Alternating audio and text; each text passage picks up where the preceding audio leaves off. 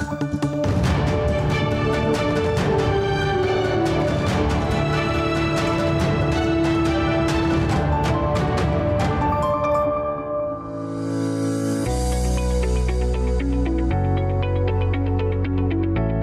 ρομποτική έρχεται να αλλάξει πολλές από τις δραστηριότητες της καθημερινότητάς μας. Στις ταινίες επιστημονικής φαντασίας έχουμε δει πολλές εφαρμογές στο ρομπότ, μεταξύ των οποίων είναι και τομέας ασφάλειας και της προστασίας.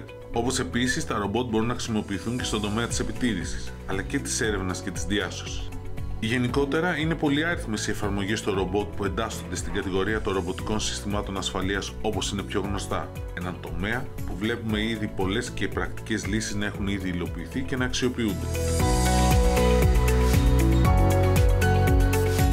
Η ρομποτική ασφαλείας είναι ο κλάδος εκείνος της ρομποτικής που εστιάζει στη χρήση ρομποτικών συστημάτων, κυρίως μη επανδρωμένων ρομποτικών οχημάτων, εναέριων, επίγειων, θαλάσσιων, για την προστασία των ανθρώπων, την επιτήρηση υποδομών και εγκαταστάσεων. Μία από τις βασικότερες πρακτικές εφαρμογές είναι η έρευνα και διάσωση. Στην περίπτωση όπου έχουμε ναυαγούς, μπορεί να γίνει χρήση θαλάσσιων οχημάτων επιφανείας σε συνδυασμό και με drones, δηλαδή επανδρομένα εναέρια οχήματα.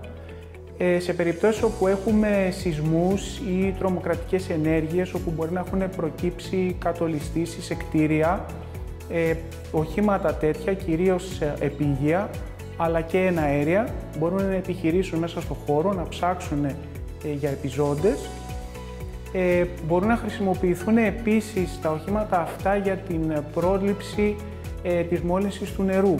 Μπορούμε να χρησιμοποιήσουμε οχήματα θαλάσσια, είτε υποβρύχια, είτε σκάφη επιφανείας εξοπλισμένα με κατάλληλους περιβαλλοντικούς αισθητήρες που να παίρνουν μετρήσεις του νερού και να καταλαβαίνουν ότι το νερό είναι μολυσμένο και επίσης αν υπάρχει μόλυνση προς τα που μπορεί να εξαπλωθεί. Ο τομέας έρευνας και διάσωσης είναι από αυτούς που ήδη βλέπουμε την αξιοποίηση των ρομπότ. Αν και ένα σημείο κλειδί δείχνει να είναι η συνεργασία μεταξύ διαφορετικών ρομποτικών συστημάτων. Όπως και ότι βλέπουμε και ρομπότ που κινούνται στο νερό ή στη θάλασσα, κάτι που δεν έχουμε συνηθίσει ιδιαίτερα. Όπως δεν θα περίμενε κανείς να δει ένα ρομπότ να χρησιμοποιείται για να καταλάβουμε αν το νερό είναι μολυσμένο. Γενικότερα, το τομέα της ασφάλειας, πολιτικής προστασίας και της αντιμετώπισης περιπτώσεων έκτακτης ανάγκης είναι από αυτούς όπου τα ρομπότ δείχνουν τις δυνατότητές τους. Αλλά υπάρχουν και προκλήσεις. Προκλήσεις υπάρχουν αρκετές. Αναφορικά, οι πρώτες και βασικότερες είναι τεχνολογικές. Αυτό που χρειαζόμαστε αυτή τη στιγμή από αυτού του είδους τα οχήματα είναι να έχουν μεγαλύτερη αυτονομία. Η αυτονομία έρχεται και στο επίπεδο της ενέργειας, δηλαδή να μπορούν για παράδειγμα να επιχειρήσουν περισσότερες ώρες, να μεταφέρουν περισσότερα φορτία, διότι όσο ένα όχημα μεταφέρει ένα φορτίο, μειώνεται και η ώρα π.χ. λειτουργίας του, πτήσης αν είναι αυτή ή κάτι άλλο. Στο επίπεδο τώρα των αποφάσεων, χρειάζονται ακόμη πιο εξελιγμένοι αλγόριθμοι. Για παράδειγμα, όταν μιλάμε για την περίπτωση της επιτήρησης και της ασφάλειας, να είναι ο αλγόριθμος κατάλληλος να καταλάβει αν το άτομο το οποίο κινείται κάπου σε ένα χώρο έχει εχθρικές ή όχι διαθέσεις. Εκεί χρειαζόμαστε ακόμα δουλειά. Η συνεργασία των ρομποτικών οχημάτων. Τα συστήματα αυτά που συνεργάζονται μεταξύ τους πρέπει να είναι δικτυωμένα, να βρίσκονται δηλαδή με κάποιο δίκτυο συνεχώς συνδεδεμένα, οπότε αυτό χρειάζεται και τις κατάλληλες υποδομές και στις χώρες και στα μέρη που επιχειρούν. Τώρα το κόστος πάντοτε είναι ένα ζήτημα, είναι αυξημένο το κόστος και κτήσης και κατασκευής και συντήρησης. Όπως και σε άλλες περιπτώσεις ρομποτικών συστημάτων, το κόστος και η αυτονομία είναι κρίσιμα ζητήματα.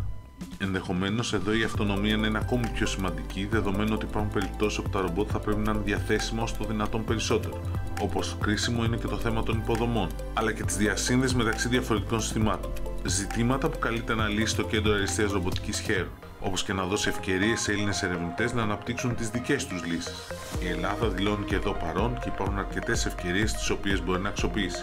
Όπως υπάρχουν και ανάγκες όπου μπορεί η ρομποτική να δώσει απαντήσεις. Οι ευκαιρίες για την Ελλάδα είναι αρκετές, αλλά πριν να πούμε για τις ευκαιρίες, να πούμε για τις ανάγκες. Η βασική ανάγκη που έχει η Ελλάδα είναι, για παράδειγμα, η πρόβλεψη και η κατάσβεση των πυρκαγιών. Οπότε αυτό είναι ένα πάρα πολύ σημαντικό ζήτημα που θεωρούμε ότι τέτοιου είδους οχήματα θα βοηθήσουν πάρα πολύ. Επίσης, υπάρχουν θέματα έρευνας και διάσωσης για ναυαγούς, για ανθρώπους που έχουμε δει ότι δυστυχώς έχουν καταλήξει λαθρομετανάστες κλπ. Ακόμα και περιπτώσεις αλπινιστών που έχουν χαθεί στα βουνά. Όλες αυτές είναι πάρα πολύ σημαντικές ανάγκες που πρέπει να καλυφθούν.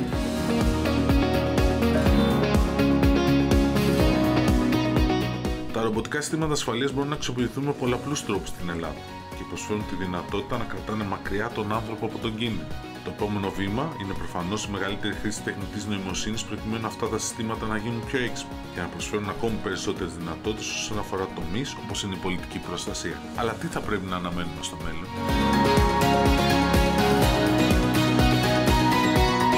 Σίγουρα θα δούμε οχήματα τα οποία θα έχουν περισσότερη αυτονομία στη λήψη αποφάσεων λόγω των εφαρμογών της τεχνητής νοημοσύνης.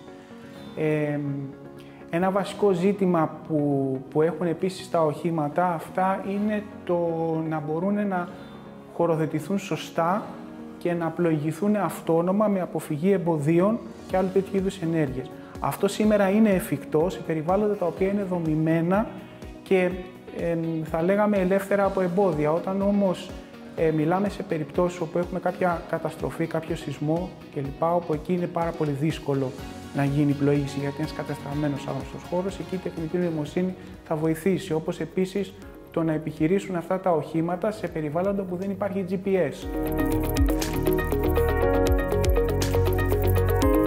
Στον τομέα της ασφάλειας και της πολιτικής προστασίας, τα ρομποτικά συστήματα έχουν πολλά να προσφέρουν.